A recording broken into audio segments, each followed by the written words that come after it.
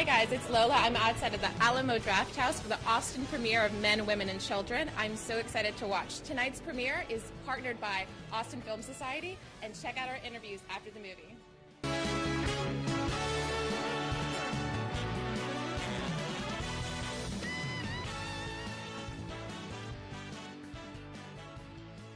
tell us, what was your favorite part about shooting in Austin? Favorite part of shooting in Austin? It's a very hard thing to nail down because I loved so much about being here. If I could put in a few categories, it would either be the amount of amazing yoga in Austin, because I'm kind of a yoga nut and I fell in love with like 3 different studios here. The food's extraordinary here. It's funny, I tell people that outside of Austin and they say, I know it's great barbecue. And I'm like, no, you're missing the whole point. No, you don't know. Swift's attic on Congress. Mm-hmm. Can I just say that was my favorite part of being Could you in do, Austin? I know, yoga outside and then eat and then go inside? Every Sunday, we would go to Wanderlust and do yoga, and then we'd go to the Alamo Draft House, and we'd watch a classic movie. It was the perfect Sunday. Now, best part about shooting in Austin, Texas, is the cast here and the crew here.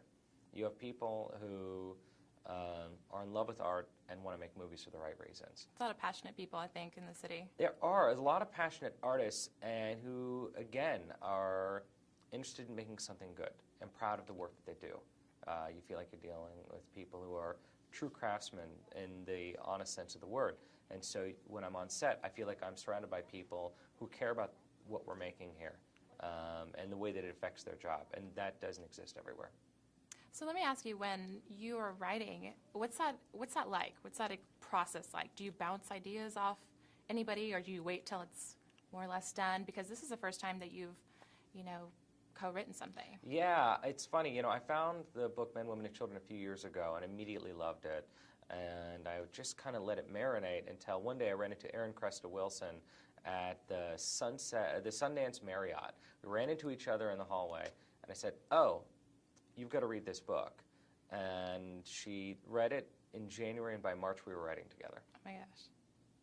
Yeah, she's fabulous too. I think that both of you guys together, I think it's going to blow people's We had a lot of minds. chemistry. Yeah. I mean, there was almost kind of like a romance to that writing process between the two of us. It was short-lived. It was only like 2 months. We wrote it really quickly, but we had so much fun sitting there and making the cards and splitting up the book and rewriting each other's work. So what inspires you then? Is it just people? Is it on a day-to-day books? What keeps you inspired?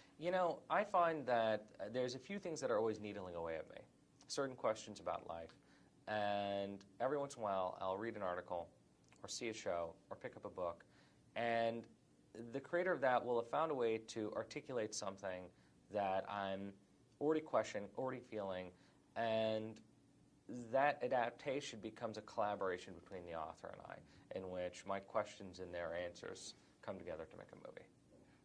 I really noticed that each character has their own nuances, their own struggle, their own personal relationship to themselves, and with the movie, how does that play into the relationships with others? Well, I think if you make a movie about the modern moment, you have to make a movie that features people spending a lot of time alone. Right. If you really broke down how you spent each one of your days, the amount of it sitting on the phone, the amount of it sitting in front of the computer, not even talking on the phone with people, but just sitting in bed or in a chair and, playing 5 different games of texting simultaneously. We're almost like online poker players at this point. We have 4 different tables going at once. And I think that's how we approach conversations now. So the trick was, how do you make a movie about people who are alone? How do you feature people who are on screen just typing?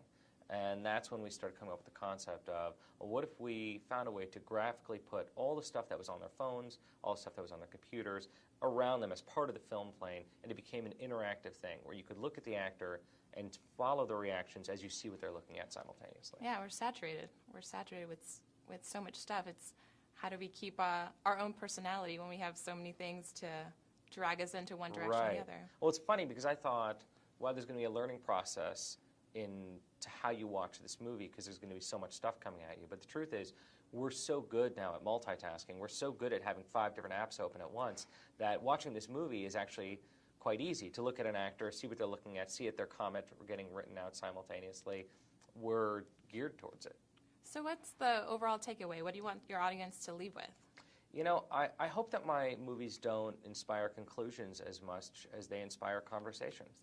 You know, I want people to come to the movie with someone they care about and walk out and feel as though the film has pushed them to have a conversation that they otherwise might not have. Well, great. I hope you shoot in Austin again. Would you like to do it? Oh, my God. You have no idea. I'm so ready to move. I got like a U-Haul outside. I'm ready to come here and make more movies.